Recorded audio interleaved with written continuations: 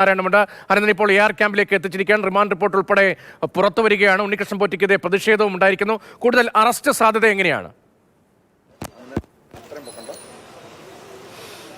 തീർച്ചയായിട്ടും ഇതിൽ ഗൗരവമായ കാര്യങ്ങൾ. ഇപ്പോൾ അബിലാൽ അവിടെ നിന്ന്, എനിക്ക് തോന്നുന്നു അബിലാലിന് അവിടെ റേഞ്ച് ഇല്ലാത്തത് കൊണ്ടാകാം ലൈനിൽ വരാത്തതെന്ന് തോന്നുന്നു. അബിലാൽ ഈ റിമാൻഡ് റിപ്പോർട്ടിന്റെ വിശദാംശങ്ങൾ മാതൃഭൂമി ന്യൂസിലൂടെ പങ്കുവയ്ക്കുന്നുണ്ട്. അതിൽ ഈ റിമാൻഡ് റിപ്പോർട്ടിൽ പറയുന്നത് പാളികളിലെ സ്വർണം തട്ടിയെടുക്കാൻ ആസൂത്രിതമായ ശ്രമം നടന്നു എന്നാണ്.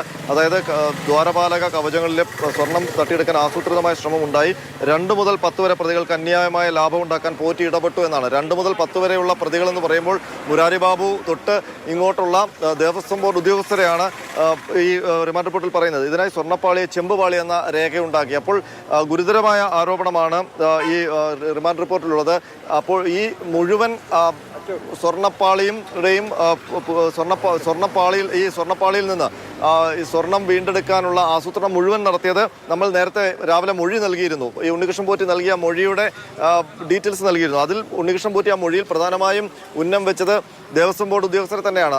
അപ്പോൾ ദേവസ്വം ബോർഡ് ഉദ്യോഗസ്ഥർ ഗൂഢാലോചന നടത്തി ഉണ്ണികൃഷ്ണൻ പോറ്റിയെ കരുവാക്കി സ്വർണം തട്ടിയെടുക്കാൻ ശ്രമിച്ചു എന്ന രീതിയിലാണ് SITയുടെ ഇപ്പോൾ ഈ റിമാൻഡ് റിപ്പോർട്ട് വായിക്കുമ്പോൾ നമ്മൾ മനസ്സിലാക്കുന്നത്. അപ്പോൾ ആ ഉണ്ണികൃഷ്ണൻ പോറ്റിയുടെ മൊഴി അടിസ്ഥാനമാക്കിയുള്ള ഒരു റിമാൻഡ് റിപ്പോർട്ട്, അതാണ് നമ്മൾക്ക് ഇപ്പോൾ മനസ്സിലാകുന്നത്. ഇനിയിപ്പോൾ ഇതിൽ 2 മുതൽ 10 വരെ പ്രതികൾക്ക് അന്യായമായ ലാഭം ഉണ്ടാക്കാൻ, അപ്പോൾ അവർക്ക് വേണ്ടി ഉണ്ണികൃഷ്ണൻ പോറ്റി ശ്രമിച്ചു. ദേവസ്വം ബോർഡ് ജീവനക്കാർ, പ്രതി ചേർക്കപ്പെട്ട ദേവസ്വം ബോർഡ് ഉദ്യോഗസ്ഥർക്ക് വേണ്ടി സ്വർണം തട്ടിയെടുത്ത് പണം അവർക്ക് സമ്പാദിക്കാൻ അല്ലെങ്കിൽ ലാഭം അവർക്ക് നേടിക്കൊടുക്കാൻ വേണ്ടി ഉണ്ണികൃഷ്ണൻ പോറ്റി ശ്രമിച്ചു എന്നുള്ളതാണ് റിമാൻഡ് റിപ്പോർട്ടിലെ ആരോപണം. അങ്ങനെ വരുമ്പോൾ ഇതിന്റെ മുഴുവൻ ആസൂത്രണവും അത് ഉണ്ണികൃഷ്ണൻ പോറ്റിയുടെ മൊഴി അങ്ങനെ തന്നെയാണ്. ഞാൻ സ്പോൺസർഷിപ്പുമായി ബന്ധപ്പെട്ട് ശബരിമലയിൽ വരുമ്പോൾ മുതൽ ഇതിന്റെ ആസൂത്രണം തുടങ്ങി ഉദ്യോഗസ്ഥർ എന്നായിരുന്നു. അപ്പോൾ ഉണ്ണികൃഷ്ണൻ പോറ്റിയെ പോലെ സ്പോൺസർമാരെ കണ്ടെത്താൻ ശേഷിയുള്ള ഒരു കരുവിനെ കൈക്കിട്ടിയപ്പോൾ ദേവസ്വം ബോർഡ് ഉദ്യോഗസ്ഥർ ആയിട്ടുള്ള ഇപ്പോൾ പ്രതി ചേർക്കപ്പെട്ടിട്ടുള്ള മുരാരി ബാബു അടക്കമുള്ളവരുടെ ഉള്ളിൽ തോന്നിയ ഒരു കുശാഗ്ര ബുദ്ധിയാണോ ഈ സ്വർണ്ണവേട്ട, ശബരിമലയിൽ നിന്ന് സ്വർണം കടത്തിക്കൊണ്ടുപോവുക എന്നുള്ളത് എന്ന രീതിയിലേക്കാണോ SITയുടെ അന്വേഷണം പോകുന്നതെന്ന് ഈ റിമാൻഡ് റിപ്പോർട്ട് വായിക്കുമ്പോൾ തോന്നുന്നത്.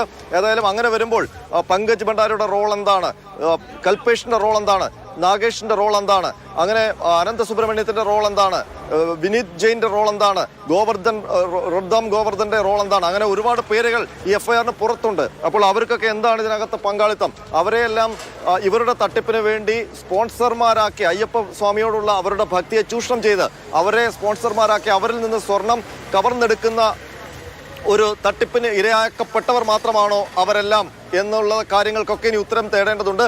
ഏതായാലും റിമാൻഡ് റിപ്പോർട്ട് പ്രകാരം ഉദ്യോഗസ്ഥർക്ക്, പ്രതി ചേർക്കപ്പെട്ട 2 മുതൽ 10 വരെയുള്ള പ്രതികൾക്ക് ലാഭമുണ്ടാക്കാൻ ശബരിമല സന്നിധാനത്തെ ദ്വാരപാലക പാളികളിൽ സംഘടിതമായൊരു തട്ടിപ്പാണ് ശബരിമലയിൽ നടന്നത് എന്നാണ് മാതൃഭൂമി ന്യൂസിന് ലഭിച്ച സുപ്രധാനമായ രേഖ. കോടതിയിൽ അന്വേഷണ ഉദ്യോഗസ്ഥൻ സമർപ്പിച്ച റിമാൻഡ് റിപ്പോർട്ടിൽ നിന്ന് വ്യക്തമാകുന്ന അതിന്റെ ഒരു ഭാഗത്ത് പറയുന്നുണ്ട്, 2004 മുതൽ 2008 വരെയുള്ള കാലയളവിൽ ശബരിമലയിലെ കീഴ്ശാന്തിയുടെ പരികർമ്മിയായി ജോലി ചെയ്തു.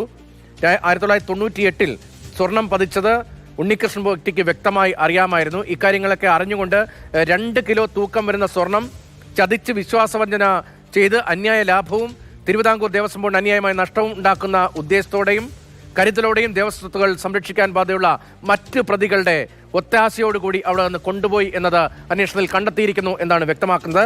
അതിനിപ്പം വളരെ പ്രധാനപ്പെട്ട ഒരു കാര്യം കൂടി അനന്തന റിപ്പോർട്ടിന്റെ ഭാഗമായില്ലേ, ഇപ്പോൾ ഈ ഇളക്കിയെടുത്ത സ്വർണ്ണപ്പാളികൾ, ആ പാളികൾ കർണാടക, തമിഴ്നാട്, ആന്ധ്ര തുടങ്ങിയ സംസ്ഥാനങ്ങളിലേക്ക് കൊണ്ടുപോവുകയും തുടർന്ന് ചെന്നൈ അമ്പത്തൂരുള്ള സ്മാർട്ട് ക്രിയേഷൻസ് എന്ന സ്ഥാപനത്തിലെത്തിച്ച് അവരുടെ സഹായത്തോടു കൂടി മേൽപ്പറഞ്ഞ സ്വർണം പതിച്ച ചെമ്പ് തകിടുകളിൽ നിന്ന് സ്വർണം വേർതിരിച്ചെടുത്തു, അന്യായമായി കൈവശപ്പെടുത്തി, അതിനുശേഷം മറ്റ് സ്പോൺസർമാരെ കണ്ടെത്തി സ്വർണം പൂശി, അതായത് അമ്പത്തൂരിലെ സ്മാർട്ട് ക്രിയേഷൻസിൽ വച്ചാണ് സ്വർണം അടിച്ചു മാറ്റിയത് എന്നൊരു കണ്ടെത്തലേക്ക് കൂടി എത്തുകയല്ലേ അന്വേഷണ സംഘം. അതിന്റെ ഭാഗമായല്ലേ റിമാൻഡ് റിപ്പോർട്ടിൽ അക്കാര്യം കൃത്യമായി തന്നെ സൂചിപ്പിക്കുന്നത്?